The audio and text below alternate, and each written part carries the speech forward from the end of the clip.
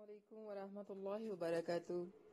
وَلَقَدْ يَسَّرْنَا الْقُرْآنَ لِلذِّكْرِ فَهَلْ مِن مُّدَّكِرٍ، اور ہم نے قرآن کو پڑھنے والوں کے لیے آسان کر دیا، تو ہے کوئی جو ذکر حاصل کرے۔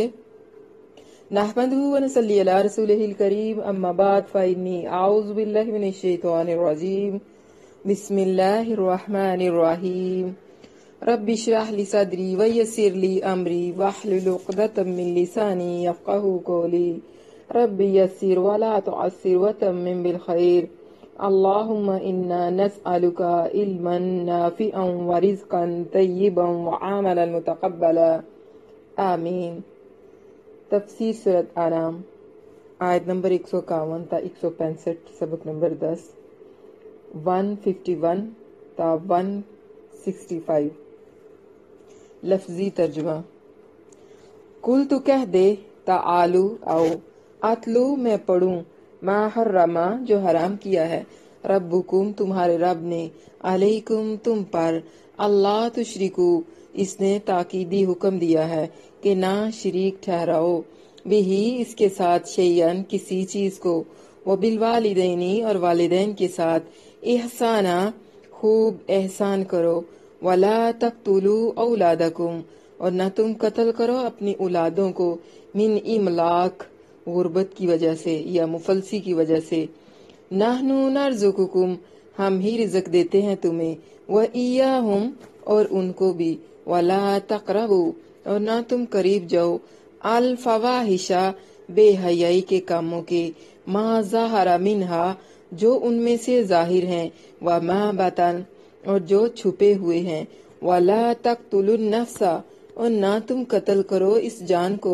التی جسے، حرم اللہ اللہ نے حرام کیا ہے، بالحقی مگر حق کے ساتھ، ذالکم یہ ہے کہ وہ، وصاکم اس نے تمہیں تاکیدی حکم دیا ہے یا اس نے تمہیں وصیت کی ہے، بہی اس کا، لعلکم تاکہ تم، تعقلون سمجھو، یا بہی اس کی، لعلکم تاکہ تم تعقلون سمجھو، ولا تقربوا اور نہ تم قریب جاؤ، مال الیتیمی یتیم کے مال کے، الا باللتی مگر اس طریقے سے، ہی احسنو جو سب سے اچھا ہو، حتی یہاں تک کہ، یبلغا وہ پہنچ جائے، اشدہ اپنی جوانی کو، واوفو اور پورا کرو، الکیلا ماپ، والمیزان اور تول، بالقسط انصاف کے ساتھ، لا نکلف ہم نہیں تکلیف دیتے، نفسن کسی جان کو، الا وسعہا مگر اس کی طاقت کے مطابق، واذا اور جب، قلتم تم بات کرو، فعدلوا تو انصاف کرو، ولو کانا اگرچہ ہو کوئی، ذا قربا قرابت والا یا رشتہ دار، وبعہد اللہ اور اللہ کے عہد کو، اوفو پورا کرو، ذالکم وصاکم یہ ہے کہ وہ تمہیں نصیحت کرتا ہے یا اس نے تمہیں تاکیدی حکم دیا ہے، بہی اس کا، لعلکم تاکہ تم، تذکرون نصیحت حاصل کرو، وَأَنَّا ہَذَا اور یہی ہے کہ، صراطی راستہ ہے میرا، مستقیمہ سیدھا، فاتبعوہ سو اسی پر چلو، ولا تتبعوا اور نہ تم چلو یا مت چلو، سبلا کئی راستوں پر، فتفرق بکم پس وہ تمہیں جدا کر دیں گے، عن سبیلی اس کے راستے سے، ذالکم یہ ہے کہ وہ، وصاکم اس نے تمہیں تاکیدی حکم دیا ہے، بہی اس کا، لعلکم تاکہ تم، تتقون بچ جاؤ، ثم آتینا پھر ہم نے دی، موسیٰ الکتابہ موسیٰ علیہ السلام کو کتاب، تماماً پورا کرنے کے لیے نعمت کو، علی الذی اس شخص پر جس نے، احسنا نیکی کی، وتفصیلا اور تفصیل کے لیے، لکل شیء ہر چیز کی، وہدن اور ہدایت، ورحمتن اور رحمت کے لیے، لعلہم تاکہ وہ، بلقاء ربہم اپنے رب کی ملاقات پر، یؤمنون ایمان لے آئیں، वहाजा किताबुन, और ये अजीम किताब है, अंजलनाहु, हमने इसे नाजल किया है, मुबारकुन, बड़ी बरकत वाली, फत्तबिउहु, तो उसके पीछे चलो, वत्तकू, और बच जाओ, लअल्लकुम, ताकि तुम, तुरहमून, रहम किए जाओ, अन तकूलू, ऐसा न हो कि तुम कहो, इन्नमा, सवाए इसके कुछ नहीं, उनजिलल किताबु, के उतारी गई किताब, अला ताइफतानी, इन दो ग्रोहों पर जो मिन कबलिना, हमसे पहले थे, व इन कुन्ना, और बेशक थे हम, अन दिरासतिहिम, इनके पढ़ने पढ़ाने से, ला गाफिलीन, यकीनन बेखबर, औ तकूलू, या तुम कहो कि लौ अन्ना उनजिला अलैना, के अगर हम पर उतारी जाती, अल किताबु, किताब, लकुन्ना, तो हम होते, आहदा, ज्यादा हिदायत वाले, मिनहुम, उनसे, फकत, बस तहकीक, जाअकुम, आई तुम्हारे पास, बय्यनतुन, वाज़े दलील, मिर रब्बिकुम, तुम्हारे रब की तरफ से, वहुदन, और हिदायत, वरहमतुन, और रहमत, फमन अज़लमु, फिर कौन ज्यादा जालिम है, मिम्मन, इससे जिसने, कज़्ज़बा, झुटलाया, बिआयातिल्लाही, अल्लाह की आयत को, वसदफा, और किनारा किया, अनहा, उनसे, सनजजी, अनकरीब हम जजा देंगे, अल्लज़ीना, उन लोगों को जो, यसदिफूना, किनारा करते हैं, अन आयातिना, हमारी आयात से, सू अल अज़ाबी, बुरे अजाब की, बीमा, इसकी वजह से जो, कानू यसदिफून, वो किनारा करते थे, हल यंजुरूना, किस चीज का वो इंतजार कर रहे हैं, या नहीं वो इंतजार कर रहे, इल्ला, मगर, अन, इसके, तातियाहुम, कि आए उनके पास, इल्ला अन तातियाहुम, सिवाय इसके कि आ जाएं उनके पास, अल मलाइकतु, फरिश्ते, औ यातिया, या आ जाए, रब्बुका, तेरा रब, औ यातिया, या आए, बादू आयाति रब्बिका, तेरे रब की कोई निशानी, यौमा, जिस दिन, याती, आएगी, बादू आयाति रब्बिका, तेरे रब की कोई निशानी, ला यनफाउ, तो नहीं फायदा देगा, नफसन, किसी जान को, ईमानुहा, उसका ईमान, लम तकुन अमानत, के वो जान जो नहीं ईमान लाई थी, मिन कबलू, इससे पहले, औ का सबत, या नहीं कमाई थी इसने, फी ईमानिहा, अपने ईमान में, खैरा, कोई नेकी, कुलिंताजिरू, कह दे तुम इंतजार करो, इन्ना मुंताजिरून, बेशक हम भी मुंतजिर हैं, इन्नल्लज़ीना, बेशक वो लोग जिन्होंने, फर्रकू, जुदा जुदा कर दिया, दीनहुम, अपने दीन को, वकानू, और बन गए, शियाअन, कई गिरोह, या गिरोह गिरोह, लस्ता, नहीं है तू, मिनहुम, इनसे, फी शैइन, किसी चीज में, इन्नमा, इसके सिवा कुछ नहीं के, अमरुहुम, उनका मामला, इलल्लाही, अल्लाह के हवाले है, सुम्मा युनब्बिउहुम, फिर वो इन्हें बताएगा, बिमा, वो कुछ जो, कानू यफ़अलून, वो किया करते थे, मन जाअ, जो शख्स लाएगा, बिल हसनती, नेकी, फलाहू, तो उसके लिए, अशरु अमसालिहा, उस जैसी 10 होंगी, व मन जाअ, और जो लाएगा, बिस्सय्यिआती, बुराई, फला युजजा, तो वो नहीं जजा दिया जाएगा, इल्ला मिसलहा, मगर उसी की मिसल,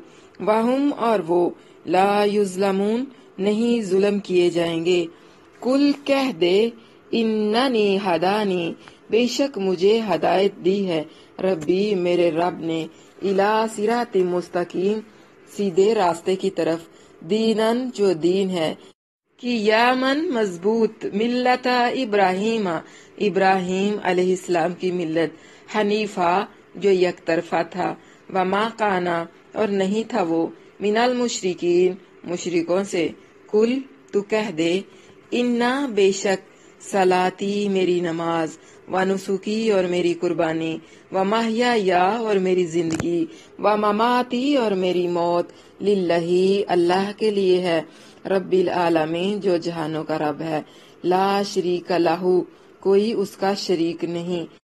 وَبِذَالِكَ اور اسی کا امرتُ مجھے حکم دیا گیا ہے، وَأَنَا اور میں اول المسلمین حکم ماننے والوں میں سے سب سے پہلا ہوں۔ کل کہہ دے اغیر اللہ کیا اللہ کے سوا ابغی میں تلاش کروں ربن کوئی اور رب، وہوا حالانکہ وہ رب کل شیء ہر چیز کا رب ہے، ولا تکسب اور نہیں کماتی کل نفس کوئی جان الا علیہا مگر اپنے آپ پر، ولا تزر اور نہیں بوجھ اٹھائے گی وازرۃ کوئی بوجھ اٹھانے والی وزر اخری کسی دوسری جان کا بوجھ، ثم پھر الی ربکم تمہارے رب ہی کی طرف مرجعکم تمہارا لوٹنا ہے، فینبئکم تو وہ تمہیں بتائے گا بما وہ سب کچھ کنتم فیہ تختلفون جو تم اس میں اختلاف کیا کرتے تھے، وہو الذی اور وہی ہے جس نے جعلکم تمہیں بنایا خلائف الارض زمین کے جانشین یا زمین کے خلیفہ،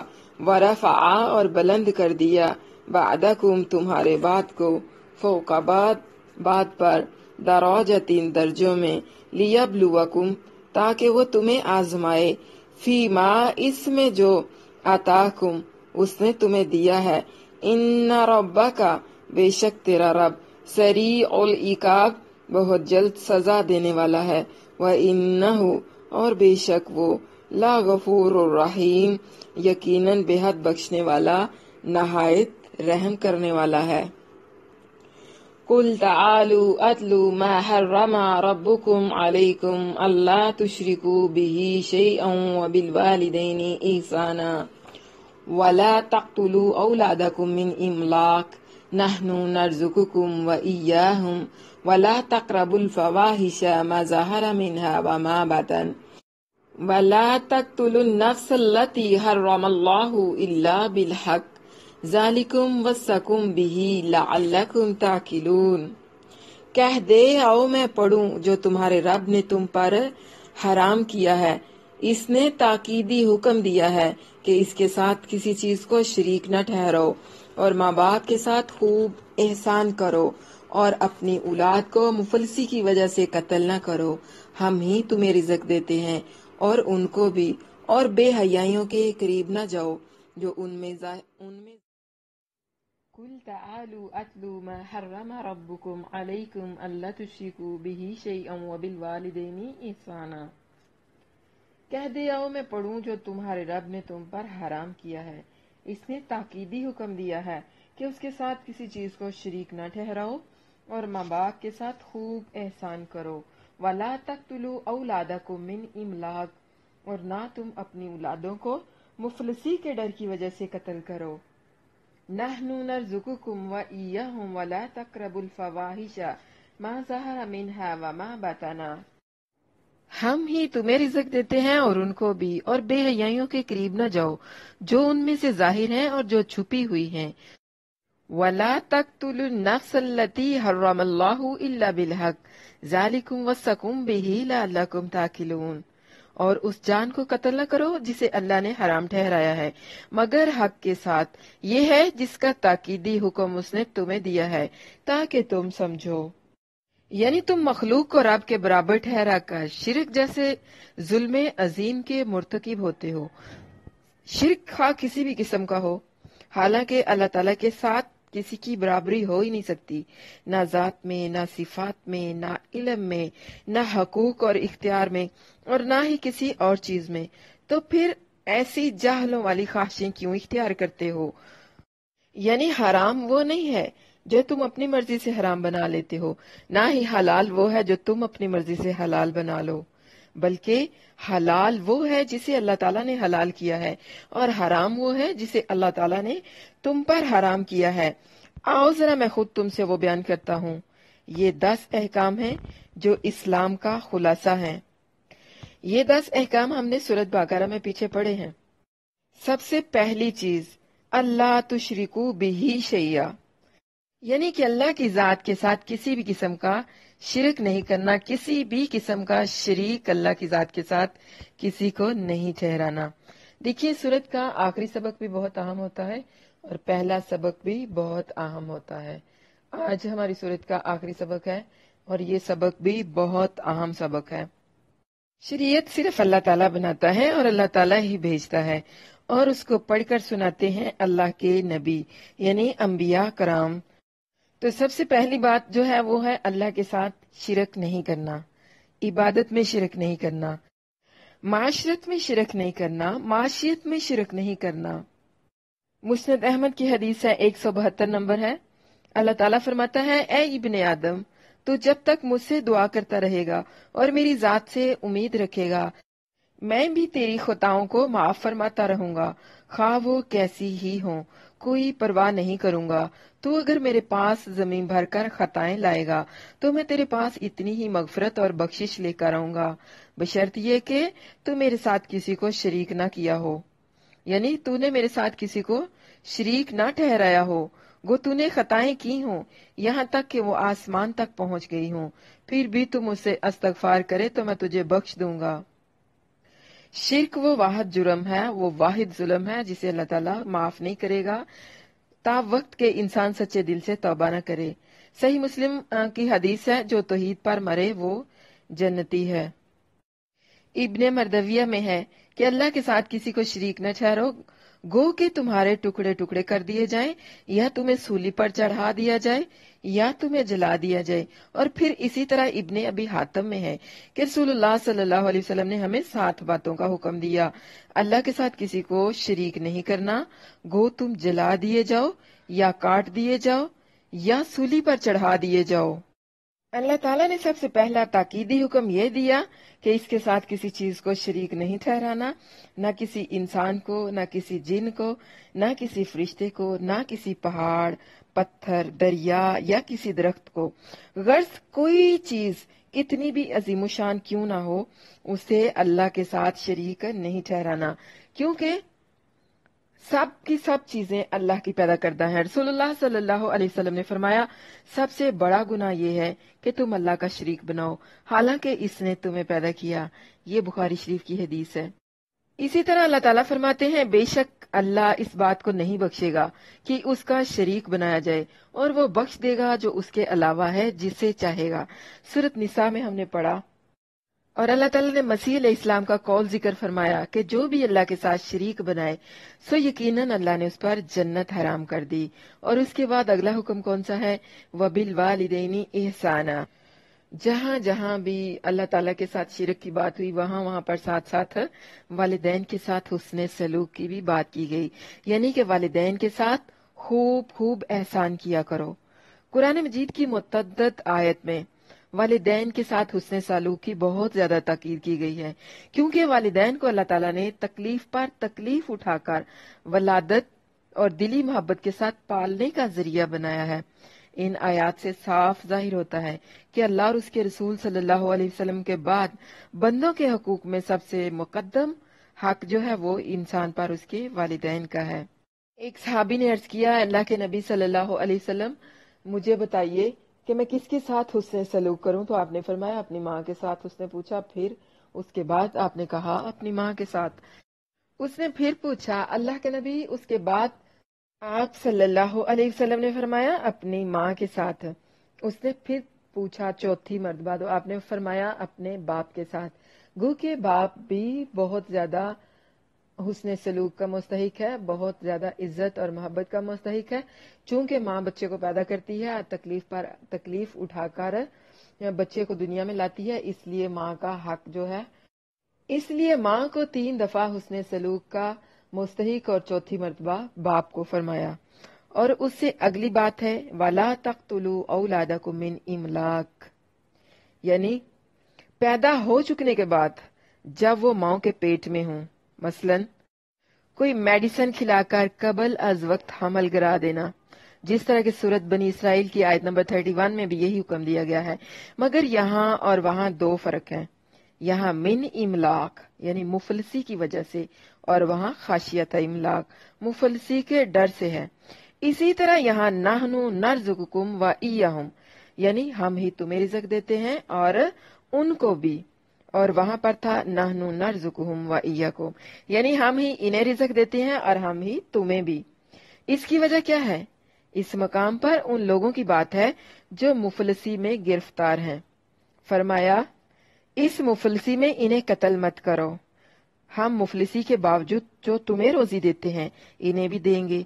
जबकि बनी इसराइल में इन लोगों का जिक्र है जो मुफलसी में मुब्तला तो नहीं थे, मगर बच्चों के पैदा होने पर मुफलसी का उन्हें डर था। फरमाया कि डरो नहीं, हम इन्हें भी रोजी देते हैं और तुम्हें भी तो दे रहे हैं।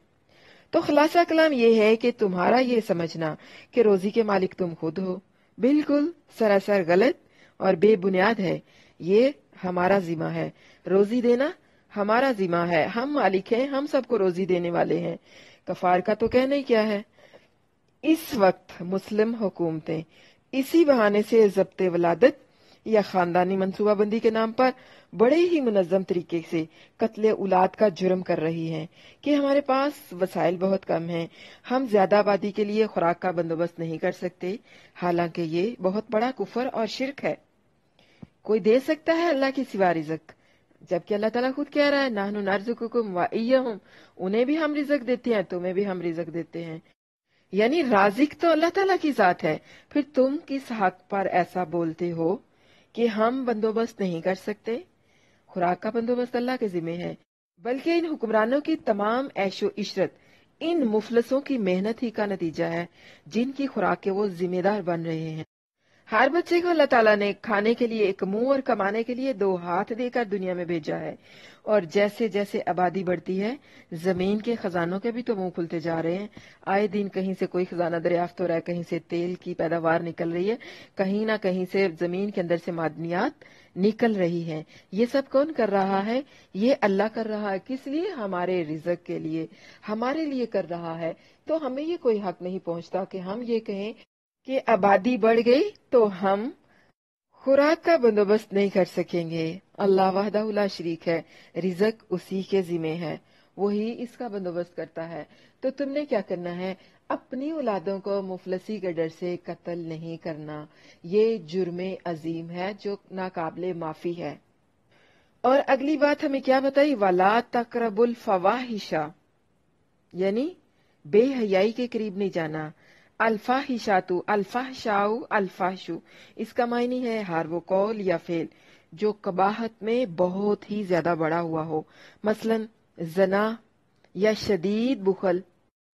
अल्लाह ताला ने ऐसे हर काम को खा जाहिर हो जैसे सबके सामने जिना या कौमे लूत की हरकतें करना, या फिर पोशीदा तौर पर मसलन छुप कर जिना करना या चोरी करना, इन्हें हराम करार दिया है।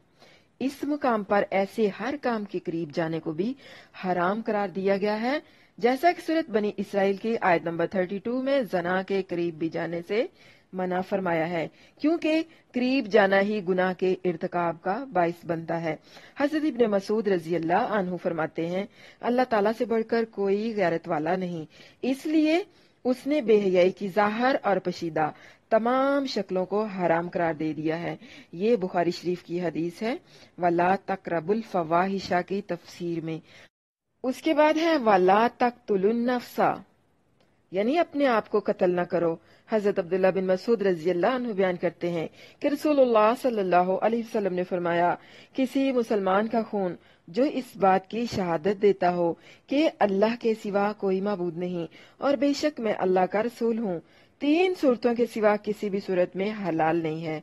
नंबर 1, जान के बदले जान। नंबर 2, शादीशुदा जानी, उसे पत्थर मार मार कर रिजम करने का हुक्म दिया गया है।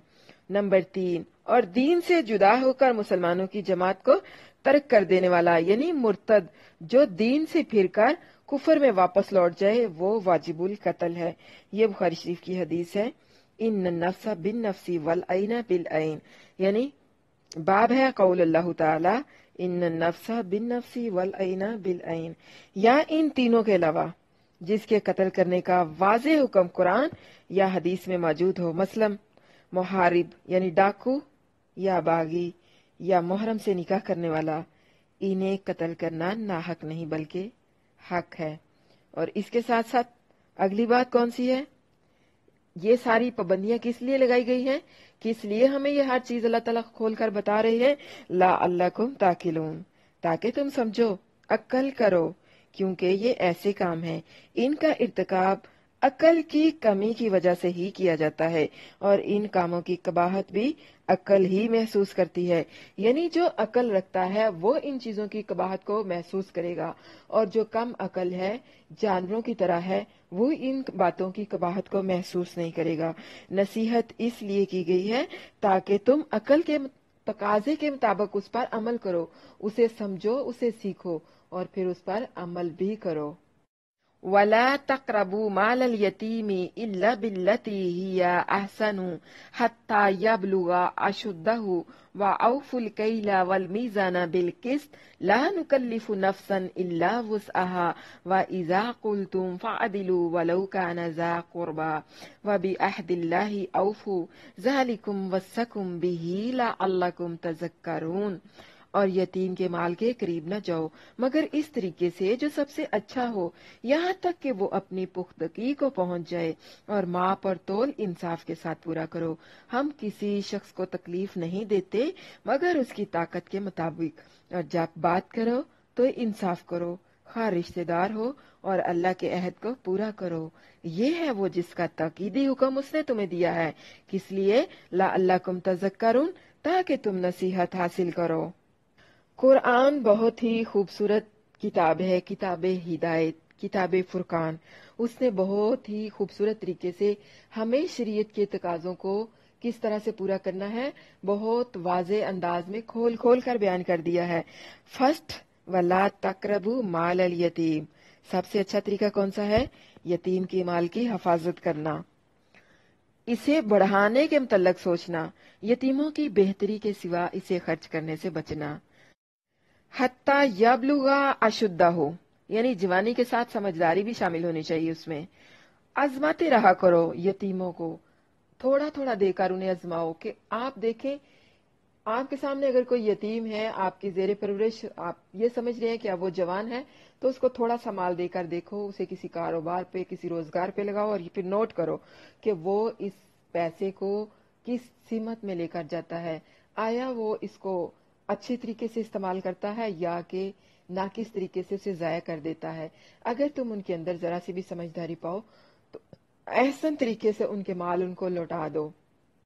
یعنی جب وہ جوان ہونے کے ساتھ ساتھ سمجھدار بھی ہو جائیں اور ان کے اندر اتنی ابیلٹی آ جائے کہ وہ اپنے معاملات کو خود ہینڈل کر سکیں، تو پھر ان کے مال انہیں لوٹا دو۔ اور دوسرے نمبر پر کون سی چیز ہے؟ وَأَوْفُوا الْكَيْلَ، یعنی ماپ تول پورا کرو، ماپ تول میں کمی نہ کرو۔ وَيْلٌ لِّلْمُطَفِّفِينَ، ہلاک ہو گئے ماپ تول میں کمی کرنے والے۔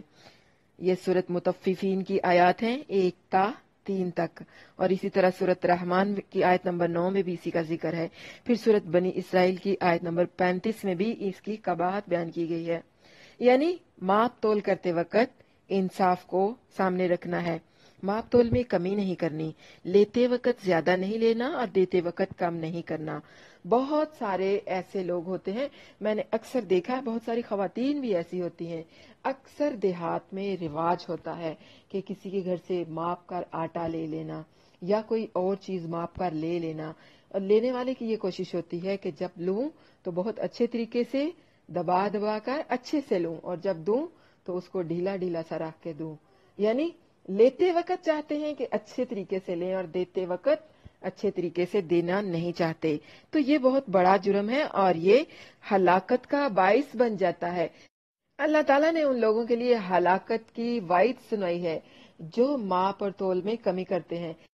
اگر وزن ترازو کے ساتھ کر رہے ہو تو بھی سیدھے ترازو کے ساتھ، یعنی انصاف کے ساتھ کرنا ہے۔ یاد رکھیں، آج دنیا کی تھوڑی سی کمی بیشی، دنیا کی تھوڑی سی عارضی سی زندگی کے لیے تھوڑی سی بے ایمانی جہنم میں آپ کو لے جانے کا سبب بن جائے گی، اور دنیا میں بھی آپ کی تباہی کا باعث بنے گی۔ حرام میں لذت ضرور ہے مگر سکون نہیں ہے، اور دنیا کے اس تھوڑے سے فائدے کے لیے اپنی آخرت کی ابدی اور پرسکون زندگی کو خراب کرنا، خود کو جہنم میں لے جانا، ہلاکت میں ڈالنا، بالکل بھی عقل مندی کی بات نہیں ہے۔ اور پھر تیسرے نمبر پر ہمیں کیا بتایا گیا؟ لا نکلف نفسا الا وسعها، معاملہ کوئی بھی ہو، خواہ ماپ تول کا ہو या किसी भी किस्म की भूल चूक, गलती, खिता जो अनजाने में हमसे सरजद हो गई हो, तो उस पर अल्लाह ताला माफ करने वाला है।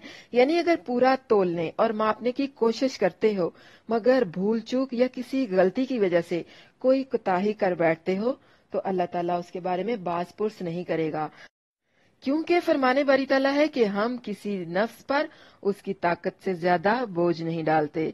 ला नुकल्लिफु नफ्सन इल्ला वुसअहा, यानी हम किसी जान को तकलीफ नहीं देते मगर उसकी ताकत के मुताबिक। इसलिए अनजाने में जो गलतियां सरजद हो जाएं उन पर अल्लाह ताला नहीं पकड़ेगा। अल्लाह ताला बहुत गफूर रहीम और माफ करने वाला है।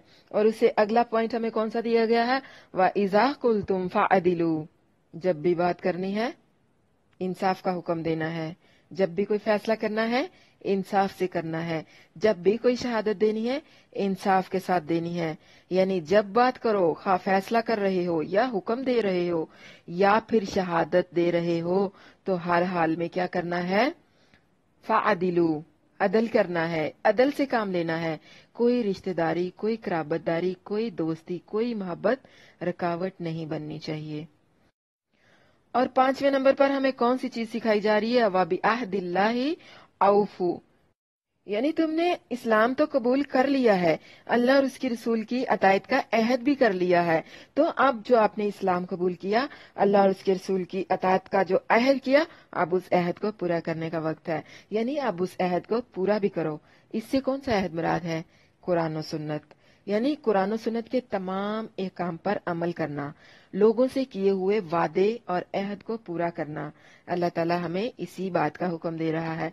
ये सारी चीजें हमें किस लिए सिखाई जा रही हैं, ला अल्लाकुम तज़क्करून, ताकि हम अपना तज़किया कर सकें, नसीहत हासिल कर सकें, अपने आप को पाक कर सकें। यानी ये वो तमाम बुराइयां थी जो हमारे माशरे के अंदर आम हैं, इसलिए अल्लाह ताला ने बड़ी तकीद के साथ इनसे बचने का हुक्म दिया है और साथ साथ वजाहत भी की है कि ज़ालिकुम वस्सकुम बिही लअल्लकुम तत्तकून, ये इसलिए इतनी ताकीद से तुम्हें हुक्म दिया जा रहा है ताकि तुम बचो। जैसा कि रसूलुल्लाह सल्लल्लाहु अलैहि वसल्लम ने फरमाया, फाइजा नसीतु फज़क्किरूनी, जब मैं भूल जाऊं तो मुझे याद करवा दो।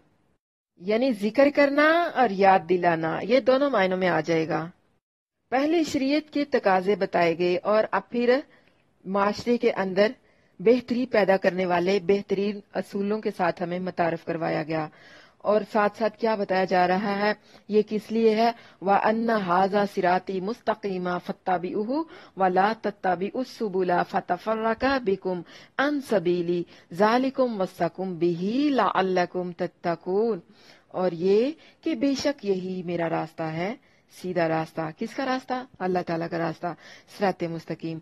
बस इसी पर चलो और दूसरे रास्तों पर ना चलो कि वो तुम्हें इसके रास्ते से जुदा कर देंगे। यानी अगर तुम लोग सिराते मुस्तकीम से हटकर किसी और रास्ते का इंतखाब करते हो तो वो रास्ते तुम्हें सिराते मुस्तकीम से हटा देंगे, तुम्हें सीधे रास्ते से भटका देंगे। ये किस लिए, ये इसलिए जिसका ताकीदी हुक्म तुम्हें दिया गया है ताकि तुम बच जाओ। ये है जिसका ताकीदी हुक्म उसने तुम्हें दिया है ताकि तुम बच जाओ। व अन्ना हाजा सिराती मुस्तकीमा, यानी अल्लाह ताला की राह तो सिर्फ एक ही राह है और वही सिराते मुस्तकीम है और वही जन्नत तक पहुंचाने वाली है। ये वही राह है जिसकी हमने सूरत फातिहा में शुरू कुरान करते वक्त इहदिनस सिरातल मुस्तकीम हमने दुआ की थी, मगर शैतान ने लोगों को गुमराह करने के लिए इसके इर्द गिर्द बहुत सारी राहें बना डाली। हजरत अब्दुल्ला बिन मसूद रजी अल्लाह अन्हु और दूसरे सहाबा कराम रिजवानुल्लाह अलैहिम अजमईन से रवायत है कि नबी सल्लल्लाहु अलैहि वसल्लम ने हमारे लिए एक लकीर खींची, फिर फरमाया ये अल्लाह ताला का सीधा रास्ता है। फिर इसके दाएं बाएं कई लकीरें खींची और फरमाया ये अलग अलग रास्ते हैं, इनमें से हर राह पर एक शैतान बैठा है जो लोगों को अपनी तरफ बुलाता है। इसके बाद आपने सीधी राह पर हाथ रखा और ये आयत तलावत फरमाई। यानी सिराते मुस्तकीम सीधी राह है, ना किसी में चलते जाएं, सीधी राह सिर्फ एक ही है और हर सीधी राह पर बहुत सारे यूटर्न बने हुए हैं। अगर आप यू टर्न ले लेंगे तो आप सिराते मुस्तकीम से भटक जाएंगे। मिसाल के तौर पर आप लाहौर जा रहे हो, आपने सीधे रोड पर जाना है, लेकिन उसके दाएं बाएं बने हुए यू टर्न पर आप कहीं रास्ते में कामों की वाली साइड पर टर्न ले लेते हो, या आप कहीं और वांडो वाली साइड पर निकल जाते हैं, आप लोग किसी और तरफ यू टर्न ले लेते हैं, तो इससे क्या होगा? आप लाहौर पहुंच सकेंगे? नहीं ना, आप लाहौर नहीं पहुंच सकेंगे, आप वांडो पहुंच जाएंगे। यानी जिस तरफ का यू टर्न आपने लिया है आप उस शहर में पहुंच जाएंगे, लेकिन इससे क्या होगा? आप अपनी असली जो मंजिल है उसको खो देंगे, सिराते मुस्तकीम से भटक जाएंगे। और फिर देखिए, हर सिराते मुस्तकीम पर जितने भी यू टर्न बने हुए हैं, हर यू टर्न पर एक एक शैतान बैठा हुआ है। वो गुजरने वाले को आवाजें लगाता है, मेरी तरफ आ जाओ, ये शॉर्टकट है, ये बहुत आरामदेह रास्ता है, बहुत आसानी से अपनी मंजिल पर पहुंच जाओगे। दूसरा कहता है मेरी तरफ आ जाओ, ये शॉर्टकट है, ये बड़ा आसान रास्ता है, ये बहुत आरामदेह रास्ता है, इस तरफ आ जाओ, आसानी से अपनी मंजिल पर पहुंच जाओगे। याद रखें, अगर आप यू टर्न ले लेते हैं तो आप सिराते मुस्तकीम से भटक जाएंगे, आप सीधी राह को खो देंगे और कभी अपनी मंजिल पर नहीं पहुंच सकेंगे।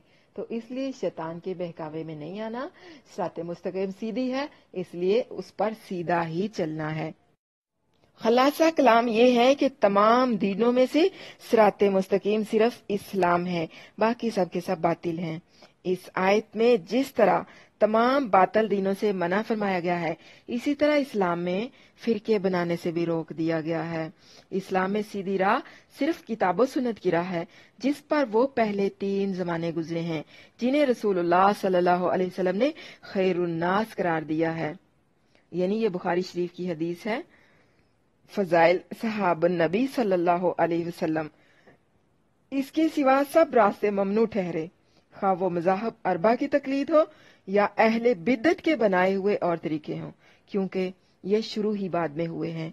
पुरानी और नई हर किस्म की बिदात गुमराह कुन है। खुद आयमा दीन और सारे मुजतहिदीन सल्फ और खल्फ ने इसी बात की वसीयत की है कि कोई उनकी तकलीद ना करे, बल्कि सब के सब किताब और सुन्नत की इत्तबा करें।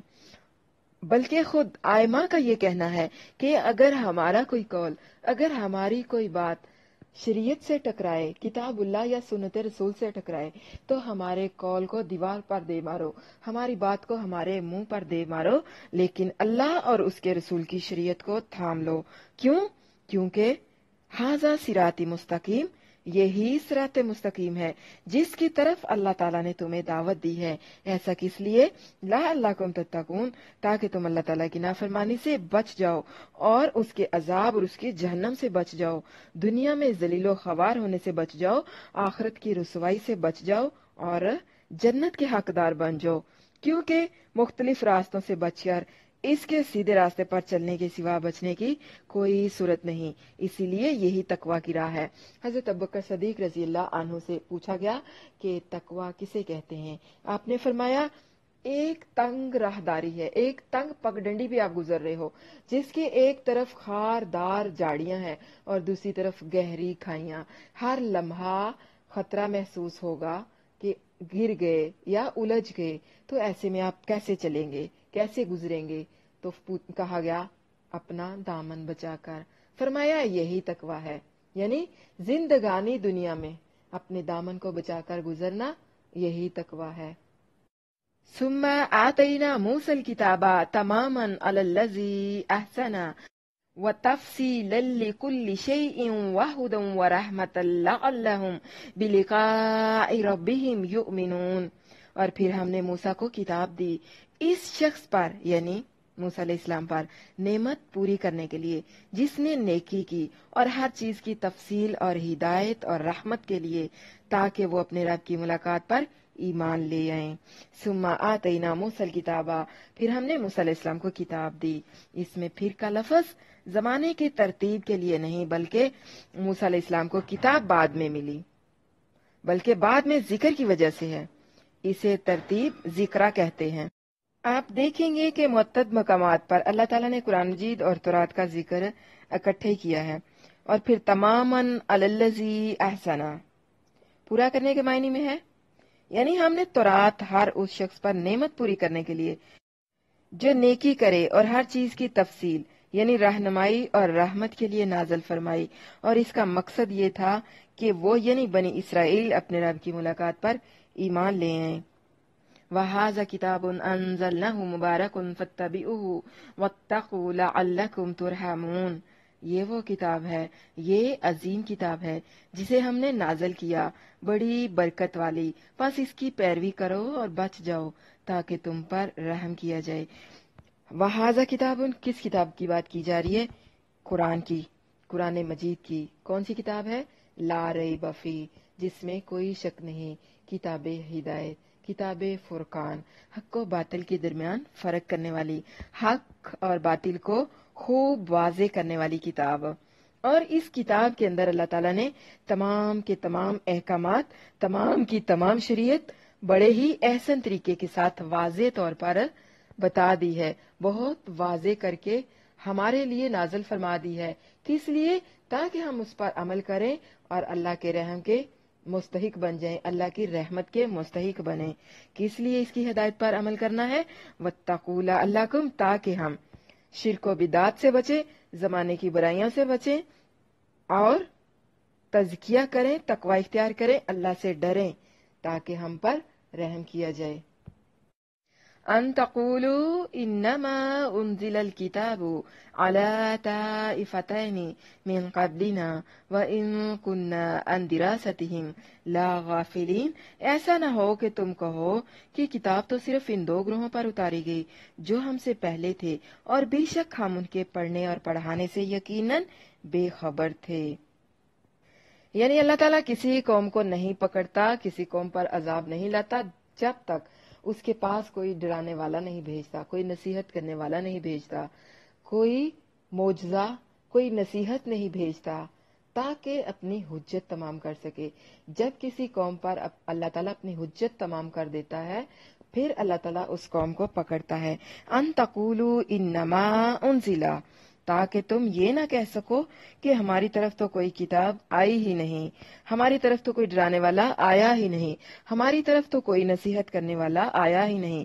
کتاب تو صرف ہم سے پہلے دو گروہوں یعنی یہود اور نصارہ پر ہی صرف اتری تھی، اور وہ صرف انہی کے لیے تھی، اور انہوں نے ہمیں دعوت بھی نہیں دی کہ ہم ان سے پڑھ کر ایمان لے آتے، بلکہ وہ اسے بنی اسرائیل ہی کے لیے قرار دیتے رہے۔ ہم بھی اسے ان کے ساتھ مخصوص سمجھ کر اور کچھ اپنی غفلت کی وجہ سے اسے پڑھنے سے بے خبر رہے، ورنہ زبان نہ جاننا تو کوئی معمولی عذر نہیں، کیونکہ جب معلوم ہو جائے کہ اللہ کا حکم آیا ہے تو آدمی کسی سے بھی سمجھ کر پڑھ سکتا ہے۔ کوئی یہ نہیں کہہ سکتا کہ مجھے عربی نہیں آتی، میں نے اس لیے نہیں پڑھا، یا مجھے اس میں یہ چیز کی سمجھ نہیں آتی اس لیے میں نہیں پڑھ سکا۔ کسی دوسرے سے پڑھ سکتے ہیں، بہت سارے لوگوں کو اللہ نے علم دیا ہے، کسی علم والے سے رابطہ کر سکتے ہیں، یعنی تمہارا یہ بہانہ تمہارے کسی کام نہیں آنے والا۔ اللہ تعالیٰ نے بڑی وضاحت کے ساتھ بتا دیا ہے کہ بعد میں یہ نہ کہنا کہ تم کہو کہ یہ کتاب تو صرف انہی دو گروہوں پر اتاری گئی جو ہم سے پہلے تھے، اور ہم تو بے شک اس کے پڑھنے اور پڑھانے سے غافل ہی رہے۔ او تقولوا لو انا انزل علينا الكتاب لكنا اهدى منهم فقد جاءكم بينة من ربكم وهدى ورحمة فمن أظلم ممن كذب بآيات الله وصدف عنها سنجزي الذين يصدفون عن آياتنا سوء العذاب بما كانوا يصدفون۔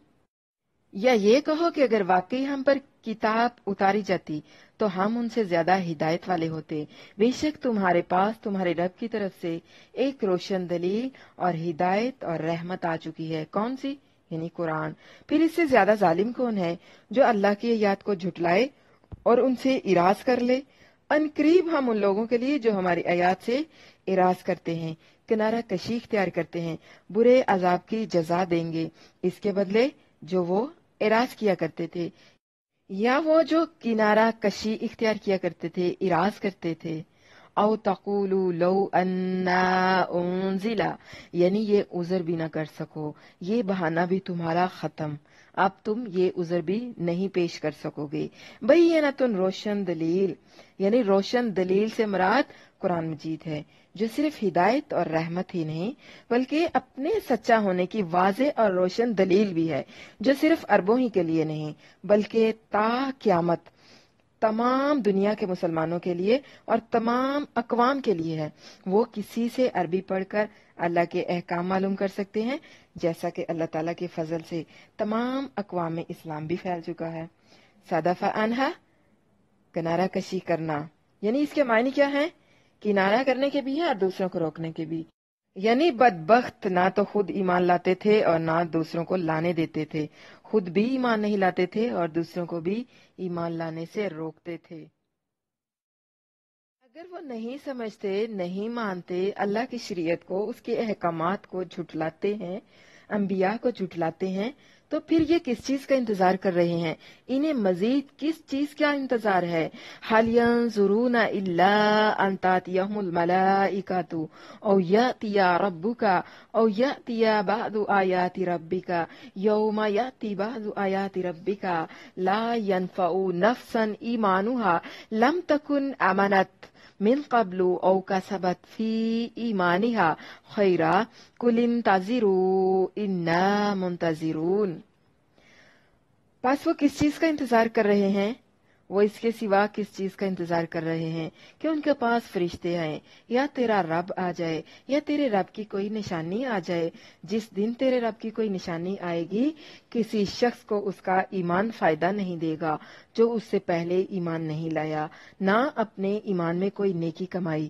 کہہ دے انتظار کرو، بے شک انا منتظرون، ہم بھی منتظر ہیں۔ یعنی کفار پر اسلام کے حق ہونے کے جو دلائل تھے وہ تو پوری طرح واضح ہو چکے تھے، مگر وہ صرف لاجواب کرنے کے لیے ایسی چیزیں دکھانے کا مطالبہ کرتے رہتے تھے جس کا دنیا میں ہوتے ہوئے دکھایا جانا ممکن نہیں تھا، کیونکہ ان کے آنے کے بعد انسان کا اپنا اختیار جو ہے وہ ختم ہو جاتا ہے، یعنی پھر غیب پر ایمان لانے کا موقع ہی باقی نہیں رہتا، غیب ختم ہو جاتا ہے اور چیزیں ظاہر کر دی جاتی ہیں، اعمال کو سامنے لے آیا جاتا ہے، فرشتے آ جاتے ہیں، اور پھر وہ دن کون سا ہوتا ہے؟ حساب و کتاب کا دن ہوتا ہے، عمل کا دن نہیں ہوتا۔ فائدہ تبھی ہے جب اس وقت کے آنے سے پہلے پہلے اللہ کے احکامات کی پیروی کر لی جائے، جب ظاہر ہو جائیں گی، یعنی غیب جب ظاہر ہو جائے گا، قیامت جب ظاہر ہو جائے گی، اس وقت کسی کا کوئی ایمان لانا، کسی کی کوئی نیکی کرنا اس کے کسی کام نہیں آنے والا۔ بنی اسرائیل کی قوم بھی جگہ جگہ اپنے نبی یعنی حضرت موسیٰ علیہ السلام سے اس طرح کے مطالبے کیا کرتی تھی، کبھی ہمیں یہ لا دیں، کبھی ہم پر منسلوا اترنا چاہیے، کبھی صحرائے سینا میں بادلوں کا سایہ، پانی پینا، اور پھر اس کے علاوہ اتنی بڑی گستاخی کر دی تھی انہوں نے کہ ہم اللہ کو خود دیکھنا چاہتے، یعنی نہایت ہی گستاخانہ مطالبہ، خود اللہ تعالیٰ اور اس کے فرشتوں کو سامنے لانے کا مطالبہ، یعنی کہ حضرت موسیٰ علیہ السلام سے کہا گیا کہ ہم تجھ پر ایمان نہیں لائیں گے، تم اللہ تعالیٰ کے ساتھ بات کرتے ہو کہ نہیں کرتے، ہمیں اس بات کا یقین نہیں ہے، ہم تب یقین کریں گے جب ہم اللہ کو اور اس کے فرشتوں کو اپنی آنکھوں کے سامنے دیکھ لیں گے۔ اس کو کہتے ہیں چھوٹا منہ بڑی بات۔ جس طرح سورۃ فرقان کی آیت نمبر 21 میں ہم پر فرشتے کیوں نہیں اتارے گئے یا ہم اپنے رب کو دیکھتے، اس مقام پر فرمانے باری تعالیٰ ہے کہ ان پر حجت تمام ہو چکی ہے، یعنی فقط جاءکم بینۃ من ربکم وہدی ورحمہ۔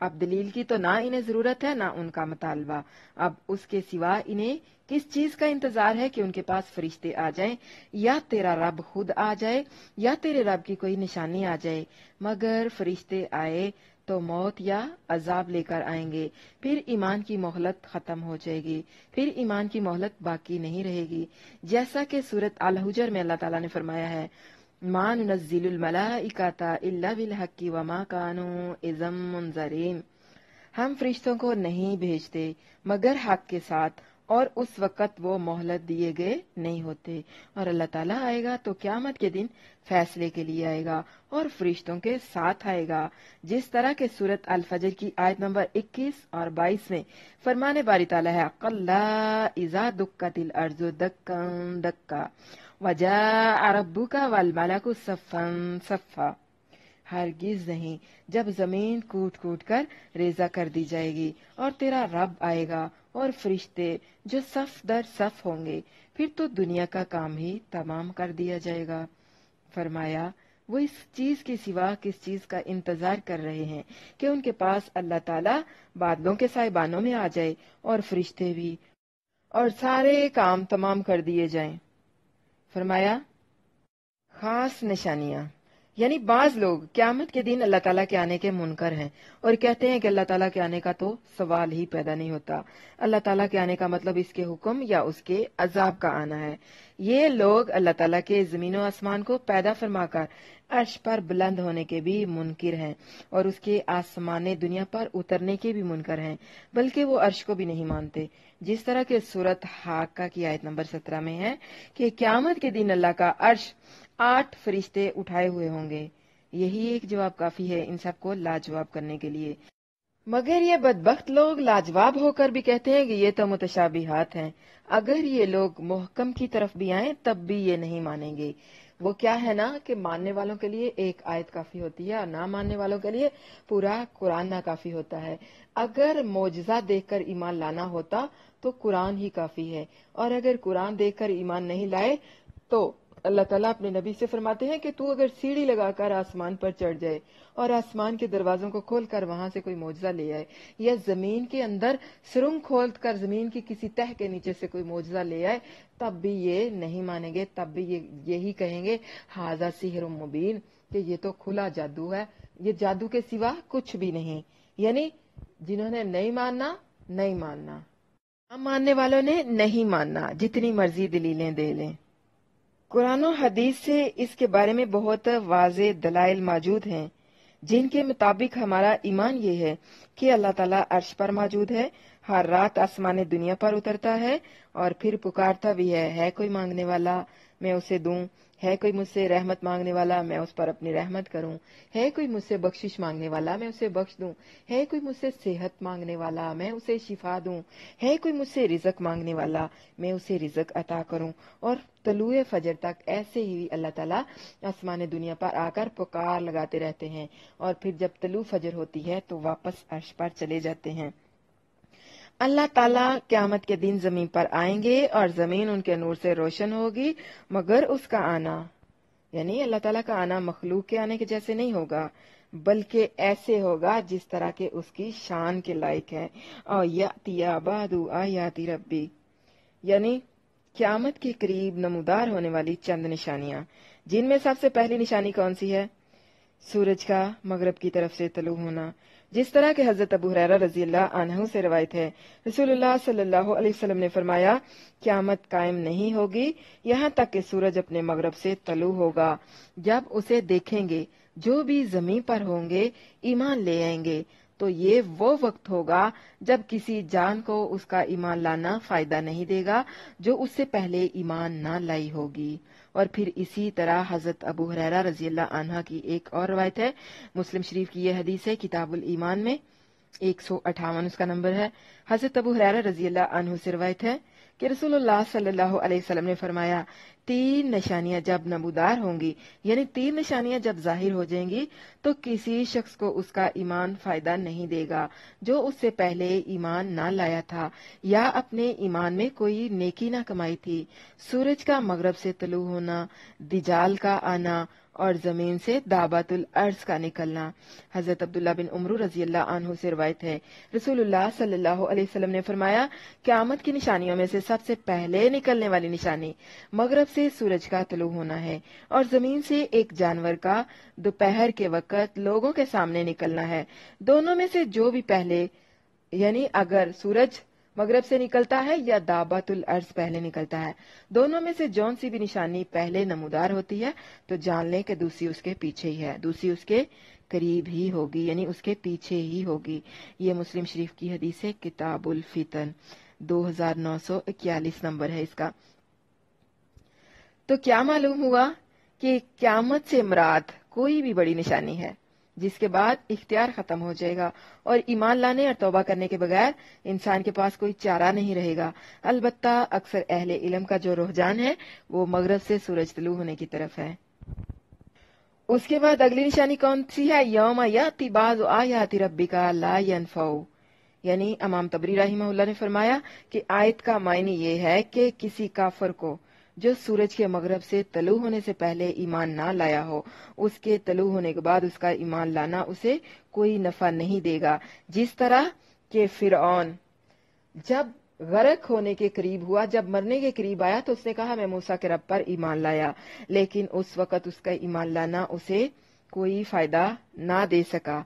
उसके मुकद्दर में जलालत थी और वो जलीलो खवार हुआ।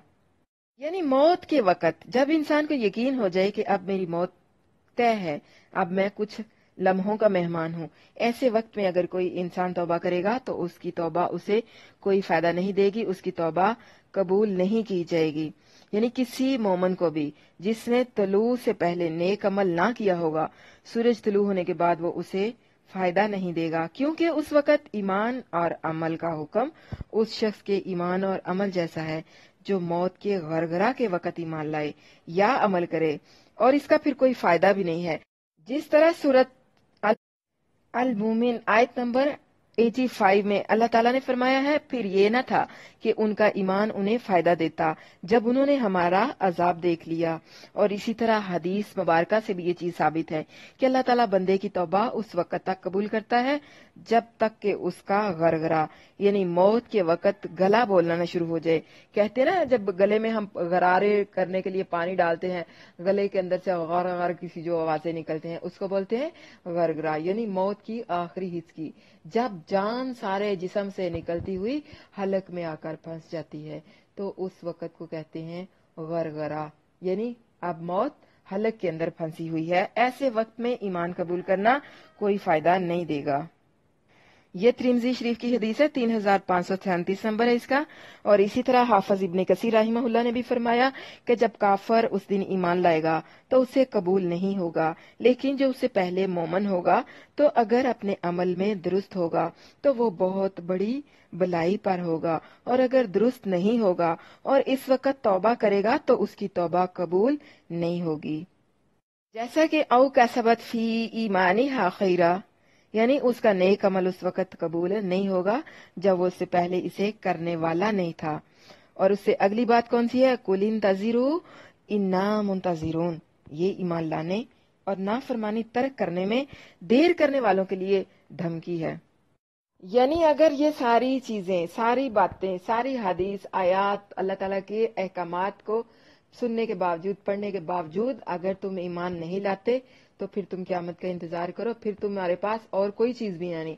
और कौन सी चीज है जिसका तुम इंतजार कर रहे हो सिवाय क़यामत के? सो इंतजार करो तुम, क्योंकि अना मुंतज़िरून, हम भी इंतजार कर रहे हैं, सो आप भी इंतजार करो। इन्नल लज़ीना फर्रक़ू दीनहुम वक़ानू शियाअ लस्ता मिनहुम फी शैइन इन्नमा अमरुहुम इलल्लाहि सुम्मा युनब्बिउहुम बिमा कानू यफ़अलून। बेशक वो लोग जिन्होंने अपने दीन को जुदा जुदा कर लिया और गिरोह गिरोह बन गए, यानी कई गिरोह बन गए, तो किसी चीज में भी उनसे नहीं, इनका मामला तो अल्लाह ही के हवाले है, फिर वो इन्हें बताएगा जो कुछ वो किया करते थे। इन्नल्लज़ीना फर्रक़ू दीनहुम, यानी असल दीन शुरू से एक ही है जिसकी बुनियाद तौहीद, यौम आखिरत, अंबिया पर ईमान और उनकी इताअत है। यानी अपने अपने जमाने के मुताबिक एक काम में कुछ फर्क हो सकता है, मगर सबका असल जो है वो एक ही है और वो है इस्लाम। यानी अल्लाह के नबी सल्लल्लाहु अलैहि वसल्लम जो कि आखिरी नबी हैं, उनकी आमद पर अल्लाह ताला ने क़यामत तक हर शख्स के लिए आप पर ईमान लाना और आप सल्लल्लाहु अलैहि वसल्लम के तरीके पर चलना लाजिम करार दे दिया है। अब जो भी शख्स अपना कोई जुदा रास्ता इख्तियार करता है या अलग होकर नया ग्रोह बनाता है, खा वो दहरिया हो या मुशरिक या यहूदी या फिर नसरानी, अल्लाह ताला अपने नबी सल्लल्लाहु अलैहि वसल्लम को हुक्म दे रहे हैं कि आप उनसे बरी हैं, आपका उनके साथ कोई ताल्लुक नहीं। इसी तरह آپ صلی اللہ علیہ وسلم کی امت میں سے اسلام قبول کرنے کے بعد جو لوگ اللہ اور اس کے رسول کے احکام یعنی قرآن اور سنت کے علاوہ کوئی بھی نیا طریقہ یعنی بدعت اختیار کر کے اپنا الگ گروہ بنا لیں، آپ ان سے بری ہیں، آپ کا ان سے کوئی تعلق نہیں۔ جس طرح کہ حضرت ابو ہریرہ رضی اللہ عنہ روایت کرتے ہیں کہ رسول اللہ صلی اللہ علیہ وسلم نے فرمایا، یہود 71 یا 72 فرقوں میں اور نصارہ بھی اتنے ہی فرقوں میں جدا جدا ہو گئے، اور میری امت 73 یعنی 73 فرقوں میں ڈیوائیڈ ہو جائے گی۔ یہ ابو داؤد کی حدیث ہے۔ یہی حدیث ابن ماجہ میں آپ لوگوں کو ملے گی 3992 نمبر پر۔ حضرت معاویہ بن ابو سفیان رضی اللہ عنہ سے روایت ہے، رسول اللہ صلی اللہ علیہ وسلم ہم میں کھڑے ہوئے اور فرمایا، یاد رکھو تم سے پہلے اہل کتاب 72 ملتوں میں فرقہ فرقہ ہو گئے، اور یہ ملت 73 ملتوں میں فرقہ فرقہ ہو جائے گی۔ 72 آگ میں جائیں گے، اور 1 گروہ ایسا ہوگا جو جنت میں جائے گا، اور وہ گروہ کون سا ہے؟ وہ جماعت ہے، یعنی جو جماعت اللہ اور اس کے رسول کے طریقے پر اللہ کے نبی صلی اللہ علیہ وسلم اور آپ کے اصحاب رضوان اللہ علیہم اجمعین کے راستے پر ہوگی، وہ جنت میں جائے گی۔ اس کے علاوہ باقی سب کے سب آگ میں جائیں گے۔ اسی طرح حضرت عبداللہ بن عمرو رضی اللہ عنہ کی روایت میں ہے، وہ سب آگ میں ہوں گے مگر ایک ملت۔ لوگوں نے پوچھا، یا رسول اللہ صلی اللہ علیہ وسلم وہ کون ہے؟ آپ صلی اللہ علیہ وسلم نے فرمایا، ما آنا علیہ و اصحابی، جس پر میں اور میرے اصحاب ہوں گے۔ ترمذی شریف کی یہ حدیث ہے۔ کتاب الایمان میں سوچ اجتہاد کا اختلاف یا علم نہ ہو سکنے کی وجہ سے اختلاف صحابہ اور تابعین میں بھی پایا جاتا تھا، مگر وہ سب ایک ہی جماعت تھے۔ انہوں نے کسی شخصیت کی تقلید کی خاطر فرقے نہیں بنائے۔ مراد اس سے وہ لوگ ہیں جنہوں نے اپنا اپنا الگ الگ امام بنا رکھا ہے، اور ان کی ہر صحیح اور غلط بات کو دین قرار دے کر اپنا الگ سے ہی فرقہ بنا لیا ہے۔ ان کے سامنے، اپنے ائمہ کے سامنے، وہ اللہ اور اس کے رسول صلی اللہ علیہ وسلم کی بات کو بھی اہمیت نہیں۔ مسلمانوں کے 3 بہترین زمانوں میں یہ چیز بالکل بھی نہیں تھی۔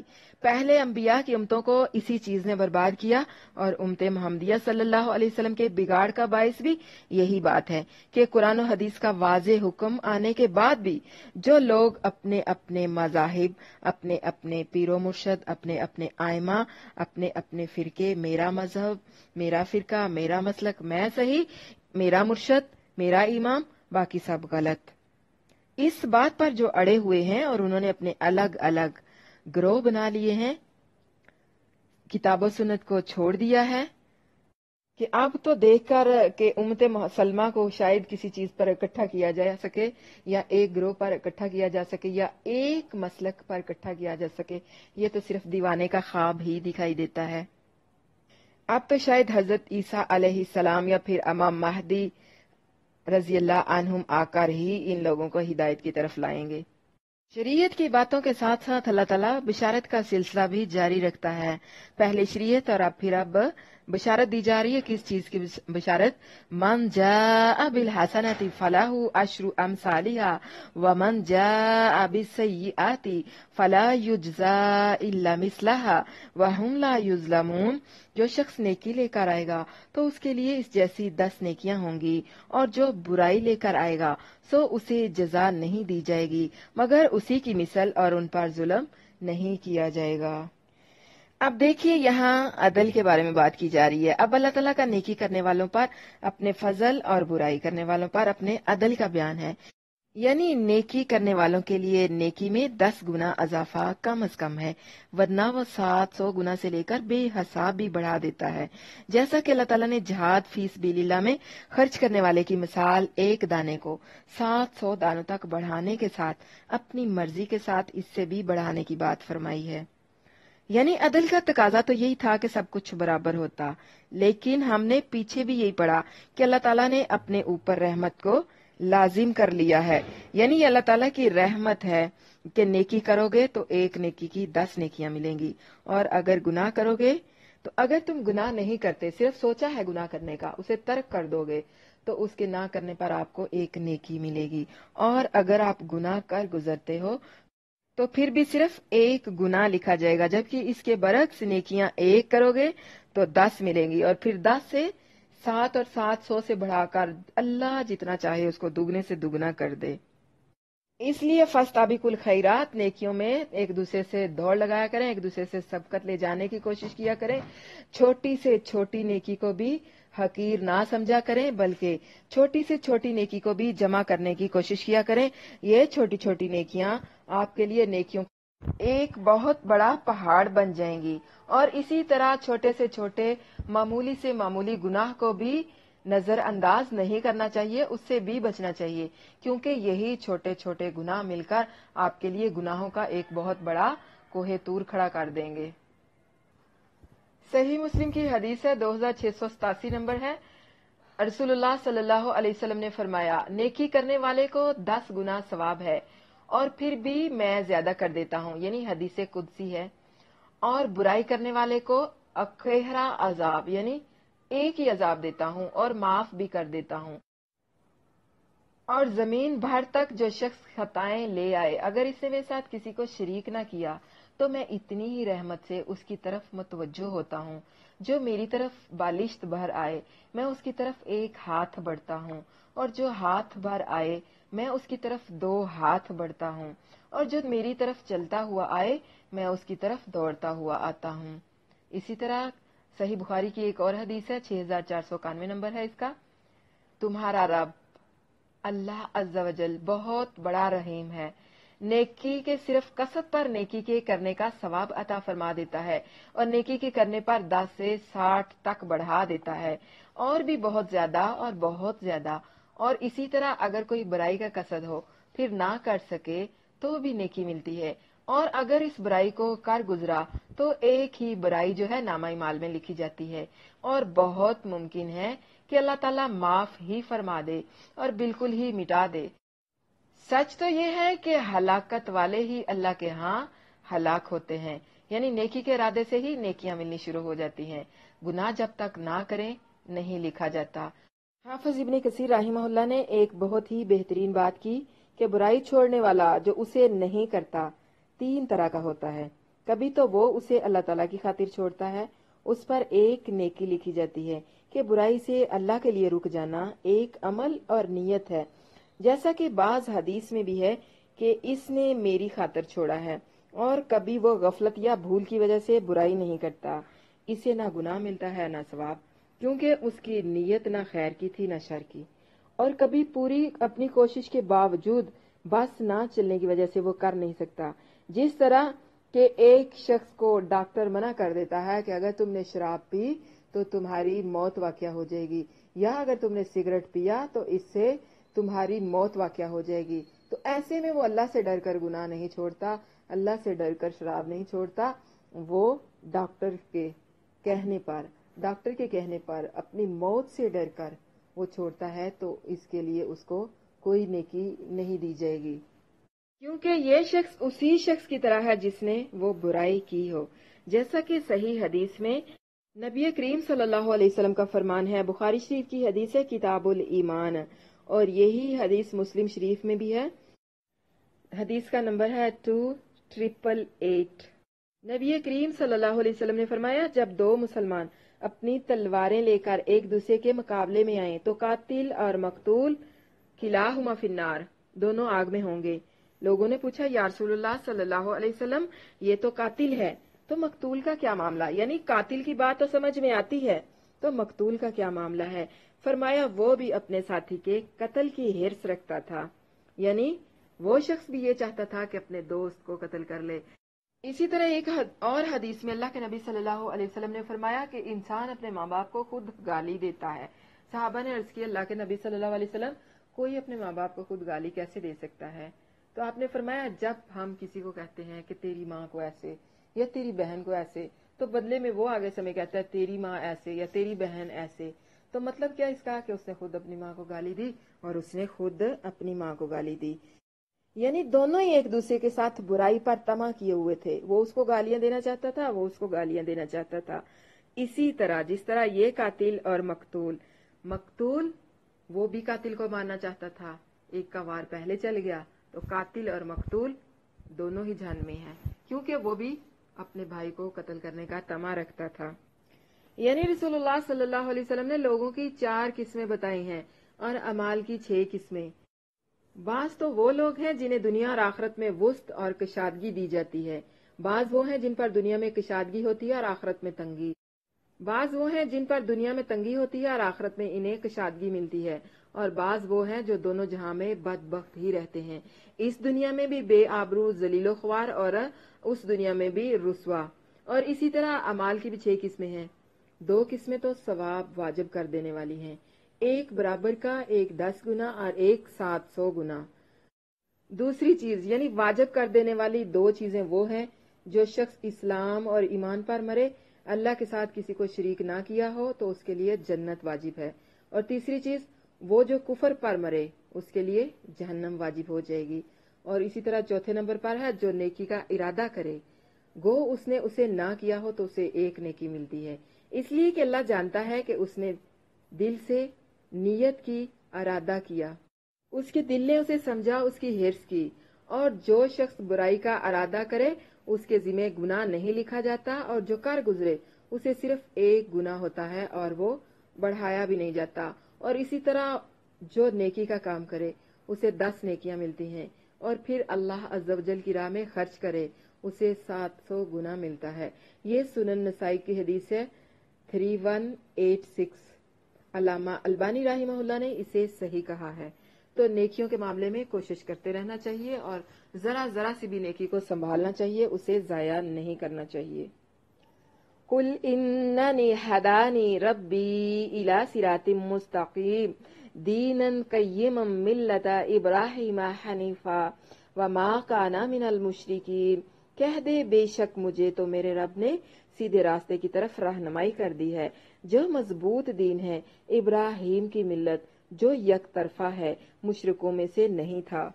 یہ سورت انعام پوری سورت توحید پر مبنی ہے، توحید کے دلائل پر مبنی ہے اور شرک و بدعت کی جڑ کو کاٹتی ہے۔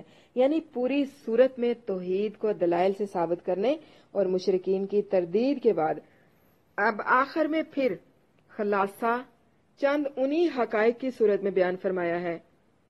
قیامن، یہ قیامن کے معنی میں مصدر ہے جسے مبالغے کے لیے دین کی صفت قرار دیا ہے، جیسے زید عدل، یعنی زید بہت عادل ہے، گویا سراسر عدل ہے، یعنی یہ دین نہایت قائم، مضبوط اور سیدھا ہے۔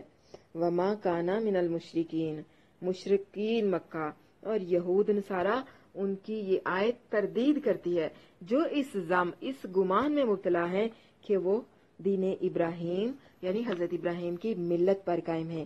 اللہ تعالیٰ نے رسول اللہ صلی اللہ علیہ وسلم کو حکم دیا کہ آپ ان سے کہہ دیجئے کہ تمہارا دعویٰ، تمہارا گمان غلط ہے، تمہاری ان کے ساتھ کوئی نسبت ہی نہیں، تم تو مشرک ہو، اور حضرت ابراہیم علیہ السلام وہ تو شرک سے بیزار، شرک سے پاک، ایک اللہ کی طرف ہو کر رہنے والے تھے۔ ان کا دین تو سچا ہے، سیدھا اور نہایت مضبوط دین، یعنی دین اسلام ان کا دین ہے، جسے اللہ تعالیٰ نے صرف اپنے مخلص بندوں کے لیے پسند فرمایا ہے، جس کی ہدایت میرے رب نے مجھے فرمائی ہے۔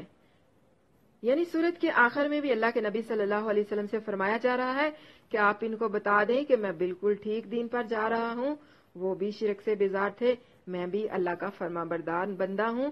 مکہ والے اپنے آپ کو ابراہیم کے دین پر جو کہتے ہیں وہ جھوٹے ہیں، ان کا دعویٰ جھوٹا ہے، ان کا گمان جھوٹا ہے۔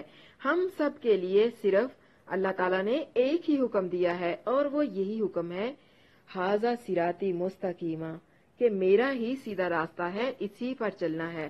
تو پھر کہہ دیجئے قل ان صلاتی و نسکی و محیای و مماتی للہ رب العالمین لا شریک لہ و بذالک امرت و انا اول المسلمین۔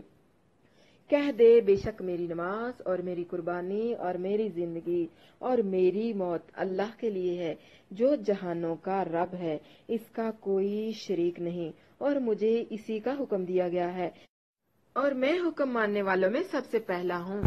دیکھیں بہت ساری پسندیدہ چیزیں ہوتی ہیں نا، تو ایک چیز ہوتی ہے وہ سب سے زیادہ پسند ہوتی ہے، جس طرح بہت سارے کھانوں میں اللہ کے نبی صلی اللہ علیہ وسلم کو سرید پسند تھا، تو سارا قرآن، اس کی تمام آیات इंतहाई खूबसूरत हैं, इंतहाई पकीज़ा हैं, लेकिन ये आयत मेरी सबसे पसंदीदा आयत है।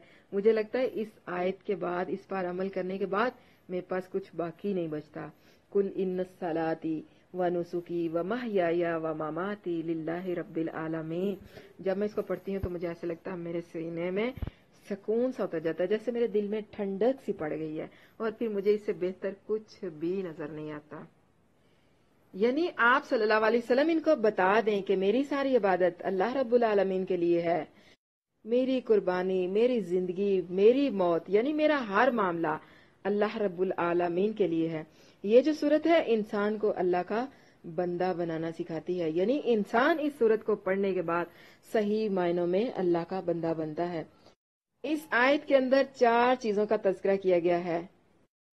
सलाती नमाज, व नुसुकी और कुर्बानी, व महयाया और जिंदगी, व ममाती और मौत। कुल इन सलाती व नुसुकी, इसका मायने इबादत है। अन्नुसुकु इबादत, ये ज़बा, कुर्बानी और हज के मायने में भी आता है।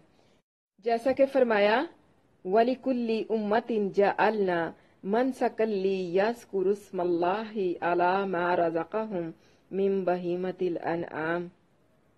सूरत हज की आयत नंबर 34 है। और हमने हर उम्मत के लिए एक कुर्बानी मुकर्रर की ताकि वो इन पालतू चुपायों पर अल्लाह का नाम जिक्र करें जो उसने इन्हें दिए हैं। और हजरत इब्राहीम अलैहिस्सलाम की दुआ भी थी, व आरिना मनासिकना, और हमें हमारी इबादत या हज के तरीके सिखा।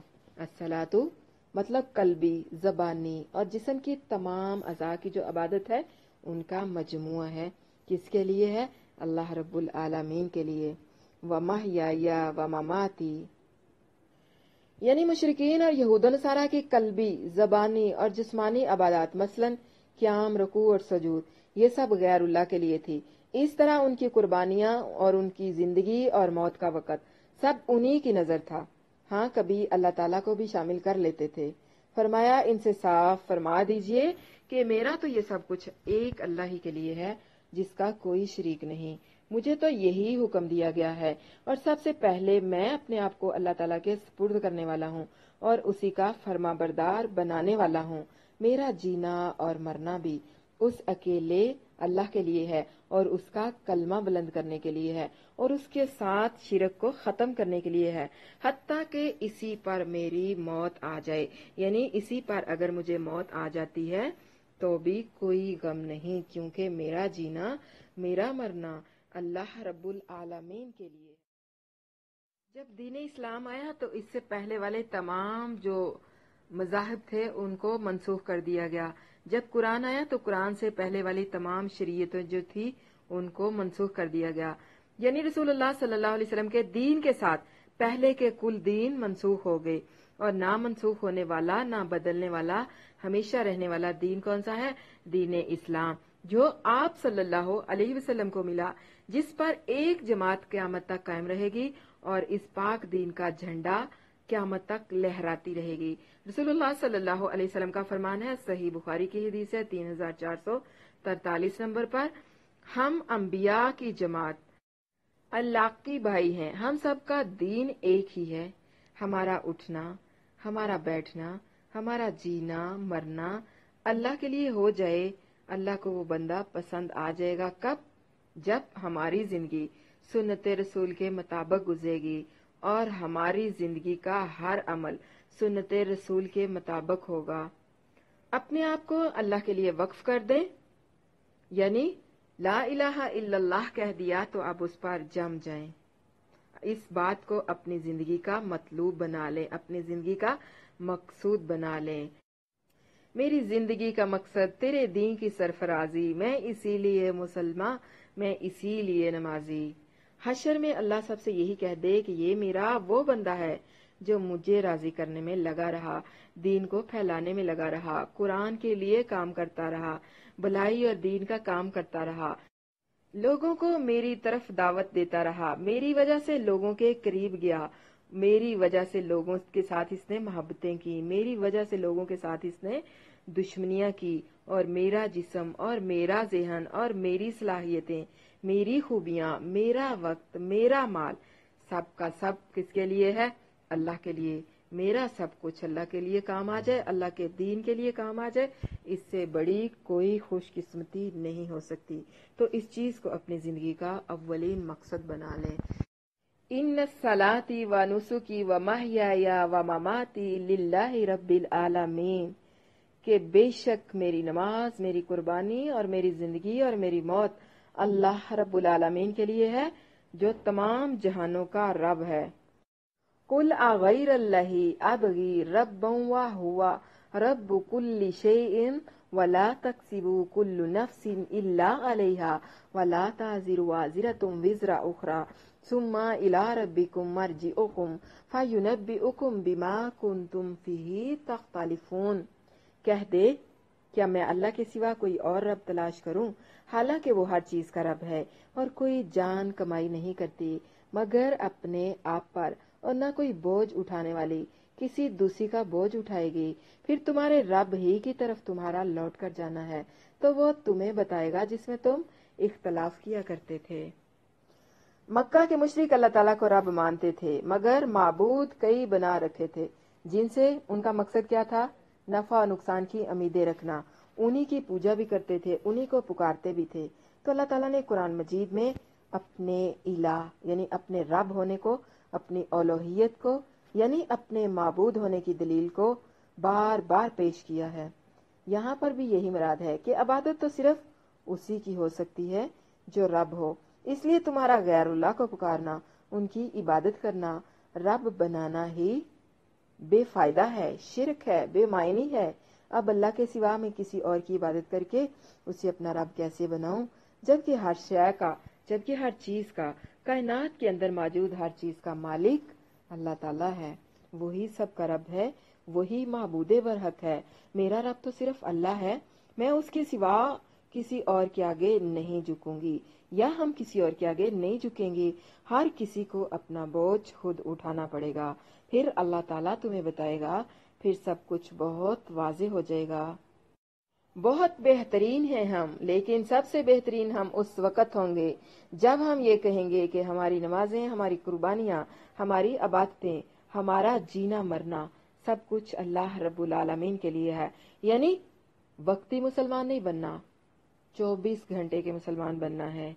खुशी गम सब कुछ अल्लाह की हदूद में रहकर सेलिब्रेट करने हैं। इस्लाम में काफतन पूरे के पूरे दाखिल होना है। कुछ पर अमल करना और कुछ को झुटलाना ऐसा बिल्कुल नहीं करना। वला तक्सिबु कुल्लु नफ्सिन इल्ला अलैहा, यानी कफार रसूलुल्लाह सल्लल्लाहु अलैहि वसल्लम और मुसलमानों से कहते कि तुम आबाई दीन में हमारी पैरवी इख्तियार करो और गुनाहों की फिक्र न करो। अगर ये गुनाह हुआ तो इसका बोझ हम उठा लेंगे। तो अल्लाह ताला ने क्या फरमाया? वो उनके गुनाहों में से कुछ भी नहीं उठाएंगे, बल्कि वो साफ झूठे हैं। यहाँ भी उनके इसी फरेब और चकमे का जवाब दिया गया है।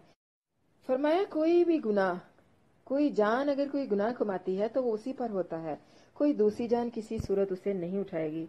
ये तो अल्लाह ताला के अदल ही के खिलाफ है कि जिसके सामने तुमने लौट कर जाना है, फिर वो तुम्हारे इख्तिलाफ का हक और नाहक होने का फैसला तुम्हें सुनाएगा।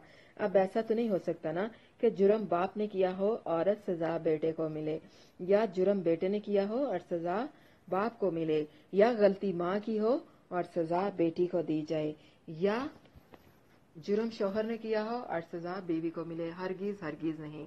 हर जान ने अपने अमाल का बोझ खुद उठाना है। हर जान अपने अमाल का बोझ भी खुद उठाएगी और अपने अमाल का हिसाब भी खुद देगी।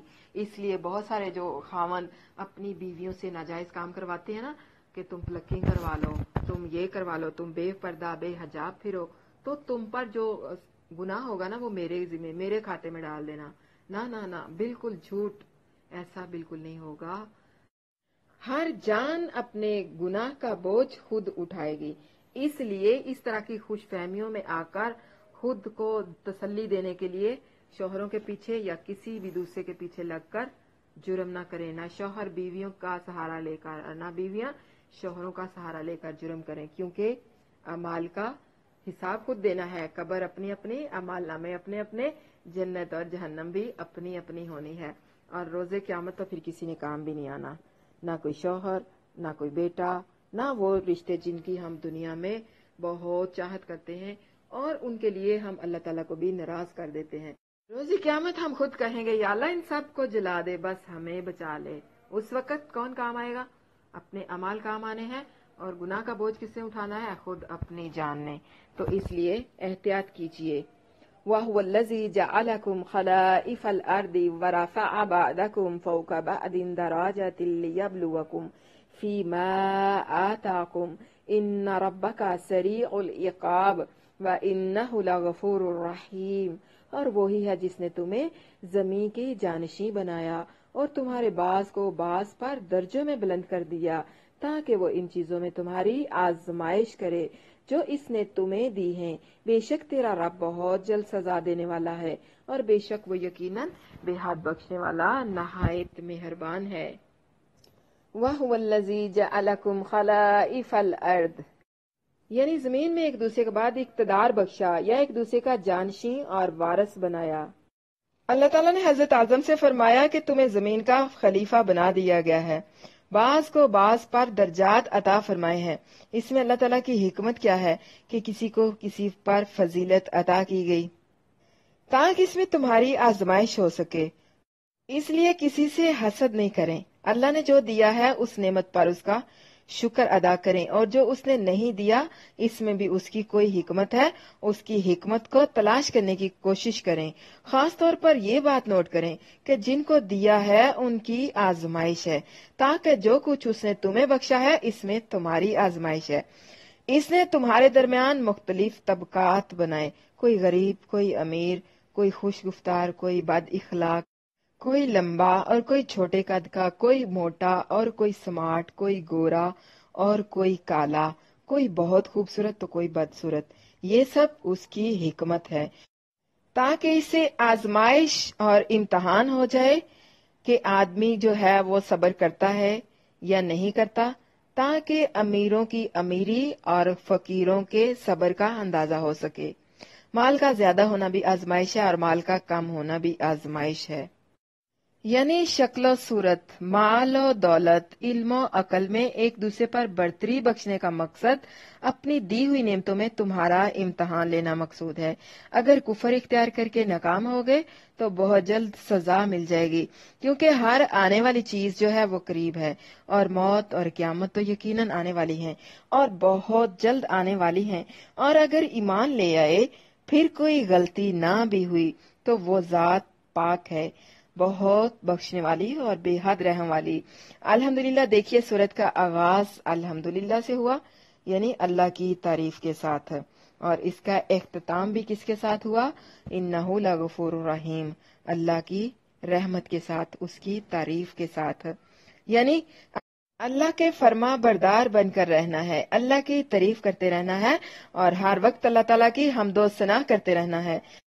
اللہ تعالیٰ سے دعا ہے کہ اللہ تعالیٰ ہم جو بھی پڑھتے ہیں اس پر ہمیں عمل کرنے کی توفیق عطا فرما۔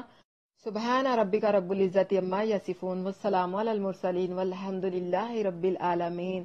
رب اغفر وارحم وانت خیر الراحمین، وصلی اللہ وسلم وبارک علی نبینا محمد وعلی آلہ واصحابہ اجمعین، آمین ثم آمین یا رب العالمین۔ الحمدللہ سورت انعام کی تفسیر مکمل ہو گئی۔ کل ہم انشاءاللہ سورت اعراف کی تفسیر کا آغاز کریں گے۔ تو اب آپ لوگوں کے پاس 10 منٹ ہیں، آپ جو گلشن پوچھنا چاہ رہی تھی آپ پوچھیں، کیا کہنا چاہ رہی ہیں؟